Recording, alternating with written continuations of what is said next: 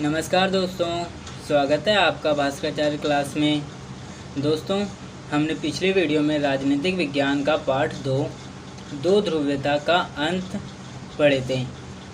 हमने पिछले वीडियो में सोवियत प्रणाली क्या है और गोर्बाचोव और सोवियत संघ का विघटन कैसे हुआ, हमने ये पढ़ा। आज की वीडियो में हम जानेंगे कि सोवियत संघ का विघटन क्यों हुआ और इस विघटन की क्या परिणाम निकले। इसके बाद हम शॉक थेरेपी क्या है और इसके परिणाम को भी पढ़ेंगे। ठीक है बच्चों, चलिए आगे वीडियो को स्टार्ट करते हैं। पहला टॉपिक है हमारा सोवियत संघ का विघटन क्यों हुआ।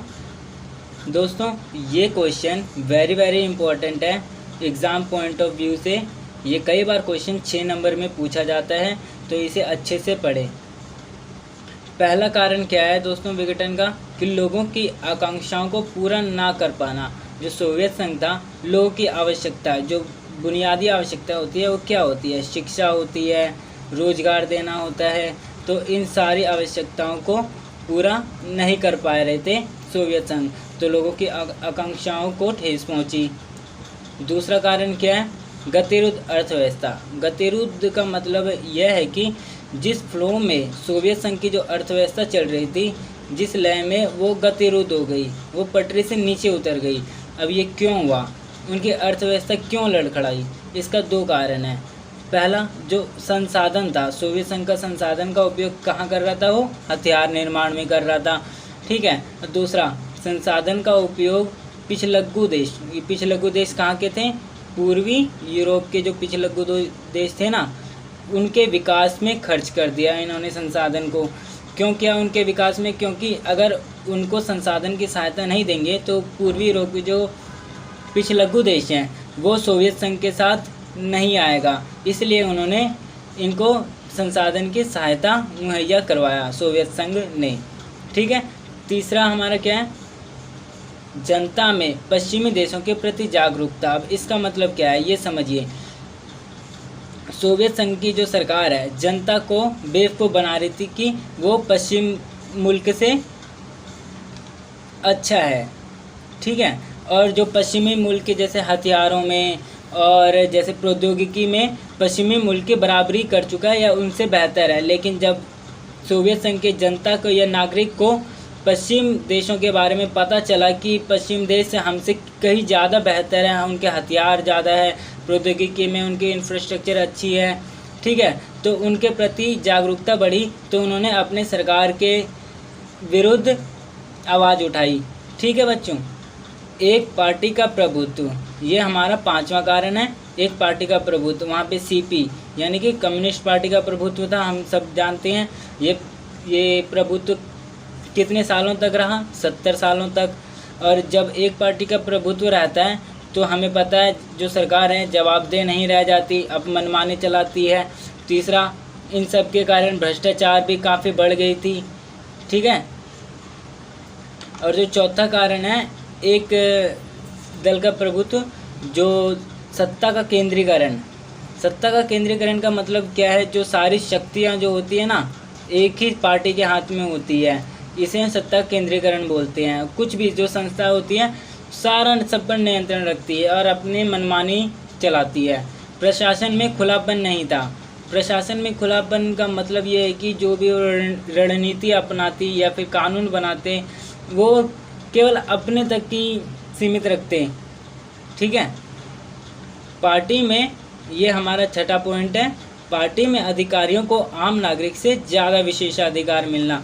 जितनी सुविधा वो आम नागरिक को देते थे उनसे कहीं ज़्यादा सुविधा वो पार्टी के भीतर लोगों को देते थे। जो अधिकारी पार्टी में शामिल थे ना, सीपी के पार्टी में, कम्युनिस्ट पार्टी के, उनको ज़्यादा विशेषाधिकार मिलता था। इस कारण आम लोगों ने इनका विरोध करना शुरू कर दिया।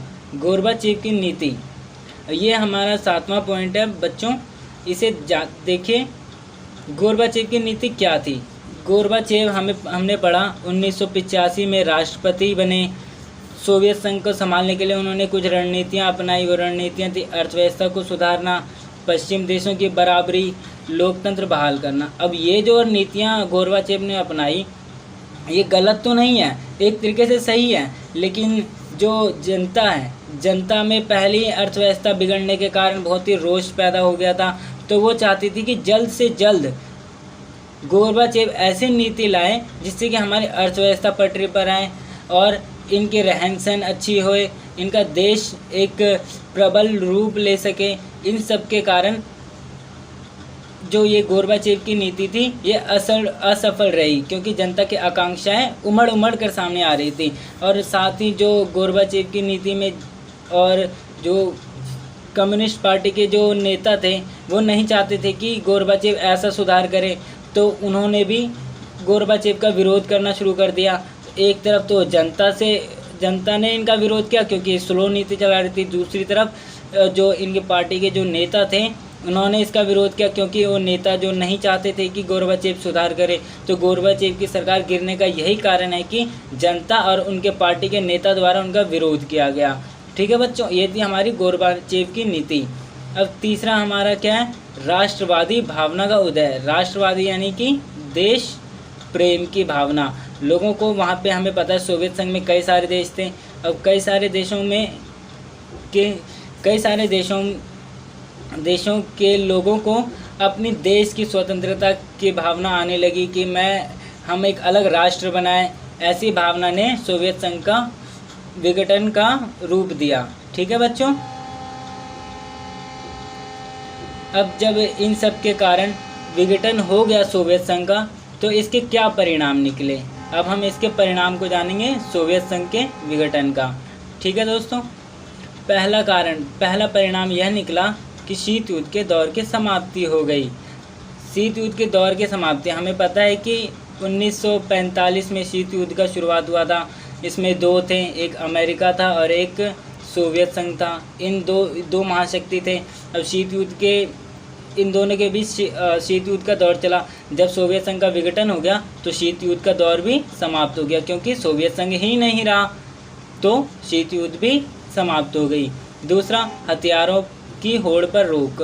हमें पता है शीत युद्ध के दौरान दोनों देशों ने हथियारों के निर्माण में ज़्यादा बल दिया, क्योंकि जब तक हथियार रहेगा उनके पास तो कोई भी किसी का कुछ नहीं बिगाड़ सकता। तो इसलिए जब एक देश सोवियत संघ का विघटन हो गया तो हथियारों की होड़ पर रोक लग गई। अमेरिका एकमात्र हथियार निर्माण का देश बन गया। लेकिन सोवियत संघ भी करता है निर्माण, लेकिन उतना नहीं जितना अमेरिका के पास है। ठीक है, पूंजीवाद का उदय। हमने ये भी पढ़ा था कि यह विचारधारा की लड़ाई है। एक तरफ थी समाजवाद और दूसरी तरफ थी पूंजीवाद।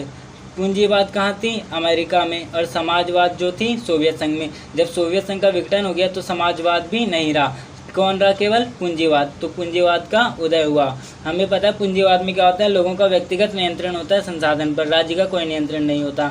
ठीक है, अमेरिका एकमात्र महाशक्ति के रूप में उभरा। दो महाशक्तियाँ थी शीत युद्ध के दौर में, तो एक महाशक्ति नहीं रही, तो अब अमेरिका अकेली महाशक्ति के रूप में पूरे विश्व में अपना वर्चस्व स्थापित करने लगा सोवियत संघ के विघटन के बाद। अब देखो, सोवियत संघ में कई सारे देश शामिल थे, पूर्वी यूरोप के देश थे और मध्य एशियाई देश थे, है ना। तो सोवियत संघ के विघटन के बाद, इन सारे देशों के विघटन के बाद पूर्वी यूरोप और मध्य एशिया के जो देश सोवियत संघ में शामिल थे वो अब स्वतंत्र हो गए, वो अब सोवियत संघ से अलग हो गए। तो नए देशों का उदय हो गया। ठीक है, एक ध्रुवीय विश्व का बनना। हमें पता है कि जो शीत युद्ध था, दो ध्रुवीय लड़ाई थी। एक ध्रुव में कौन था? अमेरिका। दूसरी ध्रुव कौन सी कहलाई थी? सोवियत संघ। जब सोवियत संघ का विघटन हो गया तो केवल कितनी ध्रुव बची? एक ध्रुव। एक ध्रुव कौन है? अब अमेरिका एकमात्र शक्ति उभर कर आई, तो एक ध्रुवीय विश्व बना। एक ध्रुवीय यानी कि पूंजीवाद। ठीक है, तो ये थी हमारी सोवियत संघ की परिणतियाँ या सोवियत संघ का परिणाम। ठीक है बच्चों, अब हमारा दूसरा टॉपिक आता है शॉक थेरेपी। यह भी इम्पॉर्टेंट है, एग्ज़ाम में कई बार पूछा भी जाता है कि शॉक थेरेपी क्या है। ठीक है, चलिए हम इसे जानते हैं। अब शॉक थेरेपी। शॉक थेरेपी का अर्थ होता है आघात पहुंचाकर उपचार करना। शॉक यानी कि सबको अचंभा में डाल देना, यानी कि उसको कष्ट पहुंचाना, कष्ट पहुंचा के उसका उपचार करना, ये हमारा शॉक थेरेपी कहलाता है। ठीक है, अब देखो, जब सोवियत संघ का विघटन हो गया तो रूस, मध्य और पूर्वी यूरोप के देश, ये सारे कहाँ में थे? सोवियत संघ में थे। इन सारे देशों ने पूंजीवाद की ओर रुख किया या फिर पूंजीवाद का मॉडल को अपना लिया। समाजवाद का अंत हो गया तो उन सब ने क्या क्या? पूंजीवाद को अपना लिया। अब देखो, वर्ल्ड बैंक, विश्व बैंक और IMF यानी कि इंटरनेशनल मॉनेटरी फंड, हिंदी में अंतर्राष्ट्रीय मुद्रा कोष, द्वारा निर्देशित इस मॉडल को शॉक थेरेपी कहा गया। किसके द्वारा निर्देशित? ये वर्ल्ड, विश्व बैंक और अंतर्राष्ट्रीय मुद्रा कोष द्वारा निर्देशित इस मॉडल, कौन सा मॉडल? पूंजीवाद का मॉडल को क्या कहा गया? शॉक थेरेपी कहा गया। अब शॉक थेरेपी की कुछ मान्यताएं हैं जो ये शॉक थेरेपी मानता है, ठीक है। इनके मान्यताएं क्या है? इनका शॉक थेरेपी का कहना क्या है कि निजी स्वामित्व होगा, जो बड़े बड़े उद्योग हैं इन सब में सरकार का कोई नियंत्रण नहीं रहेगा। इन सब पर व्यक्तिगत नियंत्रण रहेगा, निजी स्वामित्व रहेगा। संपदा का निजीकरण कर दिया गया। संपदा यानी कि कई सारे जो संपत्ति थी सरकार के नियंत्रण में, अब वो जनता को दे दिया, ठीक है। सामूहिक फॉर्म से निजी फॉर्म में बदला गया। सामूहिक फॉर्म यानी कि कई सारे लोग मिलकर जो फॉर्म चला रहे थे, सरकार का नियंत्रण था जिस फॉर्म में, उसको भी निजी फॉर्म में बदल दिया गया। अब पूंजीवाद पद्धति से खेती की गई, जो समाजवाद पद्धति से खेती की जाती है। समाजवाद यानी कि खेती करने के लिए जो सरकार सहायता मुहैया करवाती थी, अब वो सरकार सहायता मुहैया कम करवाती है, क्योंकि अब पूंजीवाद पद्धति से खेती की जाने लगी, जिसमें कि किसान को अपने ही खेती पर नियंत्रण रहेगा। इसमें सरकार का कोई हस्तक्षेप नहीं होगा खेती में। ये थी कुछ शॉक थेरेपी की मान्यता है जो शॉक थेरेपी मानता है जिस विचार को। अब हम आगे बढ़ते हैं। शॉक थेरेपी से बाहरी देशों के प्रति रुझान बढ़ी। इसका मतलब ये है कि जब शॉक थेरेपी आया तो सोवियत संघ में जितने भी देश थे उन सारे देशों ने पश्चिमी मुल्क की ओर रुख किया। पश्चिमी मुल्क यानी कि पूंजीवाद, उनके साथ संबंध अच्छे स्थापित करने की कोशिश की। जैसे पूर्वी यूरोप अब अमेरिका के साथ मिल गया है ना। मुक्त व्यापार की नीति अपनाई गई। मुक्त व्यापार में क्या होता है दोस्तों? मुक्त व्यापार होता है जो कि फ्री ट्रेड कहलाता है। फ्री ट्रेड, इसमें कोई भी, जैसे भारत और चीन है, चीन से जब कोई सामान भारत में आता है तो एक टैरिफ लगती है। टैरिफ लगती है यानी कि जब बॉर्डर क्रॉस करते समय उनको वस्तु जब भारत में आता है बॉर्डर क्रॉस करके तो उन्हें पैसा देना पड़ता है, ठीक है। तो ऐसे में मुक्त व्यापार की नीति अपनाई गई। मुक्त व्यापार में अब उन्हें कोई पैसा नहीं देना पड़ता बॉर्डर क्रॉस करने के लिए। आयात निर्यात सब यूं ही मुफ्त में हो जाती है, कोई टैरिफ नहीं लगती, कोई कर नहीं लगाया जाता आयात निर्यात में। अब लोग अपने मन चाहे ढंग से मुक्त व्यापार कर सकते हैं, अंतर्राष्ट्रीय व्यापार। सोवियत खेमे के देश आपसी जुड़ाव के स्थान पर पश्चिमी मुल्कों से संबंध बनाए। मैंने आपको पहले बता दिया, जो देश थे उन्होंने पश्चिमी यानी कि अमेरिका के साथ अच्छे संबंध स्थापित करने की कोशिश की, ठीक है। ये था हमारा शॉक थेरेपी क्या है। अब हमारा अगला टॉपिक है शॉक थेरेपी के परिणाम। अब शॉक थेरेपी के बाद क्या क्या परिणाम आए शॉक थेरेपी अपनाने के बाद, आइए पढ़ते हैं। अर्थव्यवस्था का तहस नहस हो गया। 1989 के बाद जब शॉक थेरेपी अपनाई तो अर्थव्यवस्था पूरी तरह बिगड़ गई। राज्य नियंत्रण, औद्योगिक ढांचा चरमरा उठा। जिस औद्योगिक पर राज्य का नियंत्रण था अब वो नियंत्रण नहीं रहा, इसलिए औद्योगिक जो ढांचा था पूरी तरह बिखर गई, खराब हो गई। 90% उद्योगों को निजी हाथों या कंपनियों को बेचा गया। जिन उद्योगों पर सरकार का नियंत्रण था 90% उद्योग निजी हाथों, निजी संस्थाओं या कंपनियों को बेच दिया गया। इसे इतिहास का सबसे बड़ा गैराज सेल कहा गया। मतलब इसे सबसे बड़ा, इतनी 90% उद्योगों को बेचना आसान बात नहीं है, और वो भी औने पौने दाम में, वो भी छोटे से जिनकी कोई कीमत नहीं, कोई भी छोटे ही कीमत पर बेच दिया गया निजी हाथों में।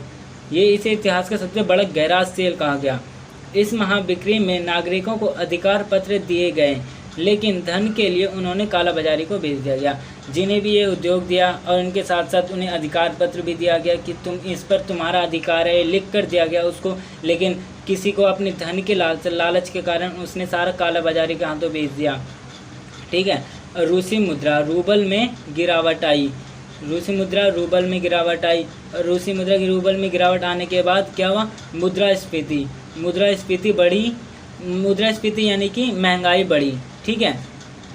और आगे क्या हुआ इसके परिणाम? आर्थिक असमानता भी हुई। आर्थिक असमानता यानी कि जो गरीब थे और गरीब हो गए, धनी और धनी हो गए, तो ये ऐसे इनकी आर्थिक असमानता भी बढ़ी, गरीबी बढ़ी। दूसरा, माफिया वर्ग का उदय। माफिया वर्ग जो जोर ज़बरदस्ती करके नियंत्रण करते हैं, वो माफिया वर्ग कहलाते हैं। तो माफिया वर्ग का उदय हुआ। अब जल्दबाजी में क्या हुआ? ऐसे अगला कि राष्ट्रपति को कार्यपालिका प्रमुख बना दिया गया। जो सरकार, ऐसे में सोवियत संघ का विघटन के बाद सरकार की आवश्यकता थी, तो उन्होंने राष्ट्रपति को क्या किया? सारी शक्तियाँ दे दी गई। कार्यपालिका का प्रमुख बनाकर उन्हें सारी शक्ति निर्णय लेने की दे दी गई। ऐसे में राष्ट्रपति अपना मनमानी चला सकता था। 10 साल बाद सन 2000 में अर्थव्यवस्था पटरी पर आई, यानी कि 1989 में विघटन हुआ या 90 में कह लो। उसके 10 साल बाद 2000 में सोवियत संघ की अर्थव्यवस्था या रूस की अर्थव्यवस्था पटरी पर आई। इसका कारण क्या था? 10 साल बाद कि 10 साल बाद जो रूस, इधर इटली, ईरान, इराक हो गया, ये सारे खनिज संसाधन देश हैं।